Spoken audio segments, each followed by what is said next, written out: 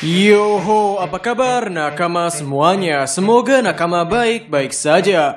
Manga One Piece chapter 1040 benar-benar menarik. Meskipun Trafalgar Law di arc ini di buff habis-habisan, namun kami cukup puas dengan eksekusi akhir dari pertarungan Law serta Kid melawan Big Mom.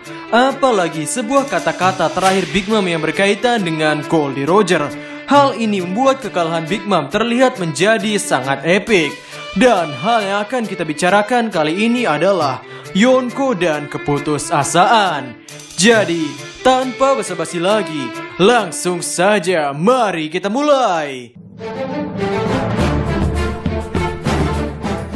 Manga One Piece adalah manga yang menjual mimpi. Bahkan dalam sebuah SBS, tepatnya di SBS Volume 4, ada seorang fans yang bertanya, mengapa Luffy tidak membunuh musuhnya? Dia sama sekali tidak membunuh Moji, Helmeppo maupun Kapten Morgan. Padahal akhirnya Kapten Morgan dibunuh oleh Zoro. Mengapa? Lalu Eiichiro Oda pun menjawab, pertanyaan bagus. Pertama, Kapten Morgan masih hidup dan kini para mantan anak buahnya telah mencebloskannya ke dalam penjara. Mengapa aku tidak mematikan tokoh ini? Karena di era itu manusia mempertaruhkan nyawa dan keyakinan diri masing-masing. Luffy lalu terlibat dalam pertempuran itu dan menghancurkan keyakinan musuh-musuhnya. Saat keyakinan mereka hancur dan mengalami kekalahan, mereka akan mengalami penderitaan yang lebih besar dibandingkan dengan kematian. Menurutku, bagi seorang bajak laut, masalah menang dan kalah lebih penting daripada masalah membunuh atau tidak. Dan kita tahu saat ini cerita One Piece berada di Yonko Saga, yang mana cerita berfokus pada penjatuhan tahta kaisar bajak laut. Yonko Saga ini secara terang-terangan bermula pada akhir arc Punk Hazard, di mana Law dan Luffy membuat aliansi untuk menjatuhkan Yonko Kaido, para kaisar lautan. Dunia baru dipimpin oleh 4 kaisar lautan. Mereka adalah penguasa dunia baru. Pepatah mengatakan bahwa jika kau ingin hidup di dunia baru, maka ada 2 cara. Cara yang pertama adalah menjadi bawahan kaisar laut atau mengalahkan kaisar lautan. Namun tentunya bertempur melawan kaisar lautan adalah misi bunuh diri. Karena selama bertahun-tahun atau bahkan selama belasan tahun, kaisar lautan ini sudah menguasai lautan dunia baru dan tidak pernah runtuh. Sehingga tahta mereka belum ada yang menggantikan selama belasan tahun itu pula. Pada awalnya, selain protagonis utama One Piece yakni Monkey D. Luffy dan kawan-kawan, kami pikir bajak laut lain tidak tertarik untuk mencari harta One Piece. Karena kami pikir agak konyol untuk ukuran seorang Yonko, ukuran bapak-bapak atau ibu-ibu ini tertarik dengan perkataan pria yang akan meninggal, yakni perkataan Roger. Apalagi Roger sendiri memiliki ukuran tubuh manusia yang tidak sebesar Kaido dan Big Mom. Sehingga kami pikir sepertinya mereka tidak cocok untuk ikut terbawa arus dalam pencarian harta yang disebut dengan One Piece. Maksud kami untuk Big Mom atau Kaido yang mukanya sangar dan badannya kekar ini, mereka terlihat lebih cocok untuk berkuasa di suatu wilayah, lalu melakukan tindak kejahatan seperti menindas, merampok dan lain sebagainya. Mereka terlihat tidak cocok menjadi bagian dari orang-orang yang mencari harta One Piece, sebuah harta yang saat ini belum jelas bentuknya apa dan ada di mana. Namun ternyata ketika cerita Wano Kuni ini berjalan, baik Kaido dan Big Mom memiliki impian yang sama dengan impian para bajak laut lainnya. Ternyata bajak laut veteran ini memiliki tujuan yang sama dengan para bajak laut baru, yakni mencari One Piece. Bahkan mereka sendiri berniat untuk menemukan senjata kuno. Usia dan keputusasaan.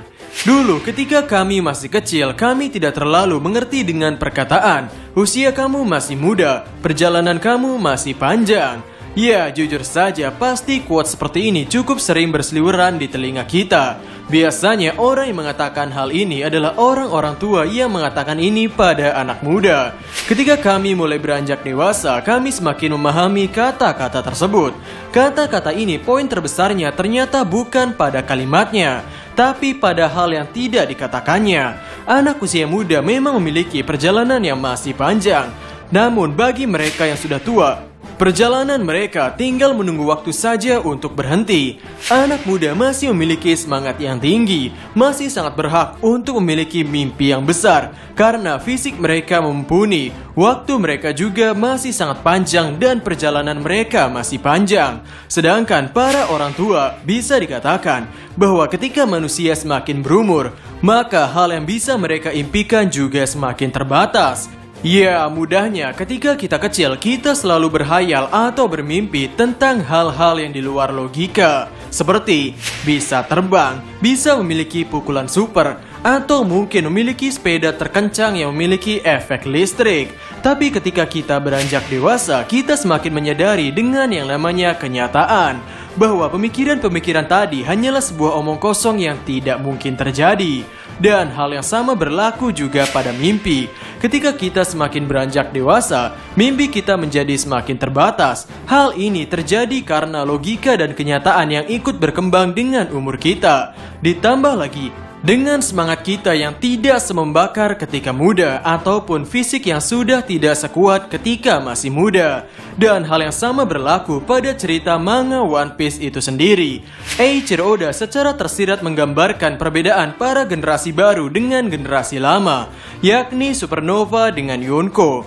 Big Mom dan Kaido sudah dalam usia lanjut, dan keduanya digambarkan dengan sosok yang terbelenggu dengan kenyataan. Mereka menjalani hidup yang berantakan, seperti Kaido yang saat ini sering mabuk-mabukan. Kedua karakter ini tidak bisa menerima kenyataan.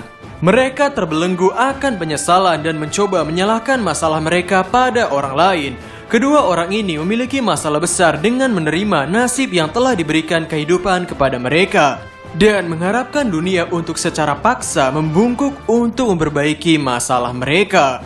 Big Mom memiliki impian untuk mengubah dunia menjadi setara dengannya, dan Big Mom berupaya untuk melakukan itu, di mana dia berjuang untuk mengubah orang-orang lain yang sebenarnya tidak seukuran dengannya untuk menjadi seukuran dengannya. Yang tentunya respon orang-orang atas mimpinya ini cukup bertolak belakang, dan bahkan Big Mom menganggap bahwa bukan mimpinya yang salah, tapi pemikiran orang lainnya yang salah. Sehingga ketika mimpinya tidak didengar, ia pun menjadi cukup frustasi. Hal ini dibuktikan dengan ketika foto Mother Carmel pecah. Big Mom berkata sambil menangis, "Mother, tidak ada satupun orang yang mendengarkanku." Ya, mungkin kita bisa membahas banyak hal tentang seberapa salah kaprahnya mimpi yang ingin Big Mom gapai. Seperti contohnya ada di kehidupan Totland, yang dimana para ras bisa hidup berdampingan di tempat tersebut. Mungkin dari kacamata luar memang kehidupannya seperti kehidupan yang makmur dan ideal. Padahal kehidupan ras yang hidup berdampingan ini menyimpan sisi yang kelam. Salah satunya mereka harus membayar kehidupan mereka di tempat tersebut dengan membagi jiwa yang mereka miliki. Ya, itu adalah sedikit contohnya.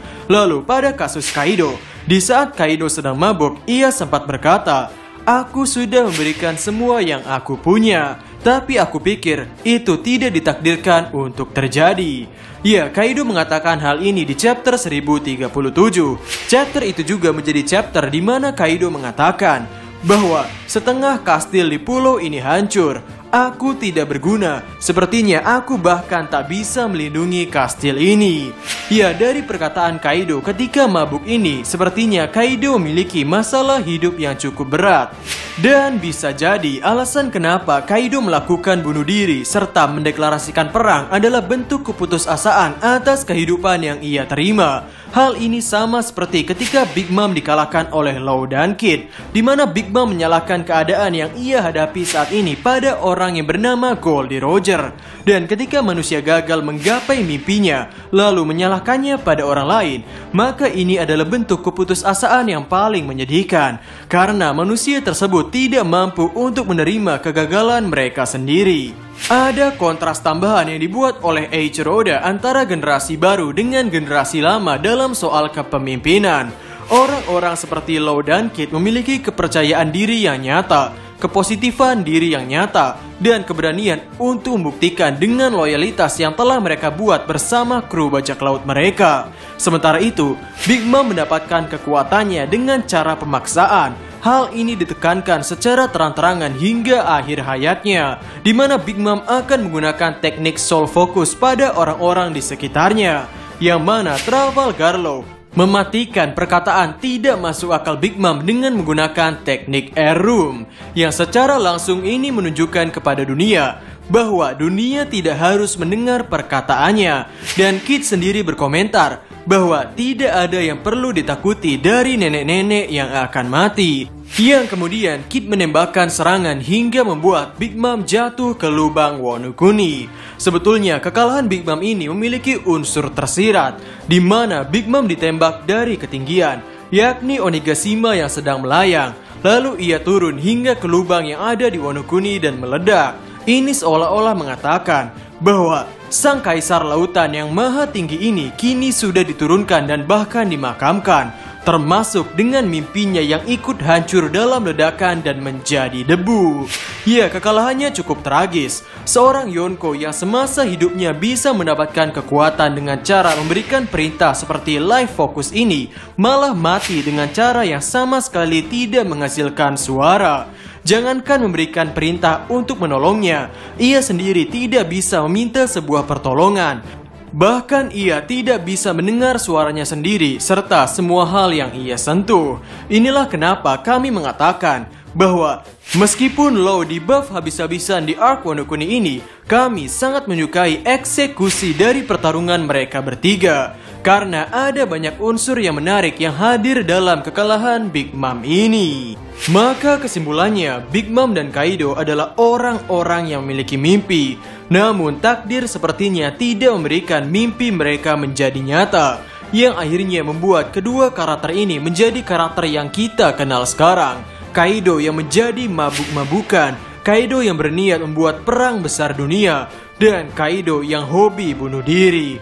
Lalu pada sisi Big Mom, ia menjadi sosok yang memaksakan kehendak. Ia memaksa orang lain agar memiliki ukuran tubuh yang sama dengannya, memaksa orang-orang hidup berdampingan dengan jaminan memberikan jiwa mereka, yang bisa dikatakan baik Big Mom maupun Kaido secara tersirat menelan keputusasaan yang cukup banyak dalam cerita ini.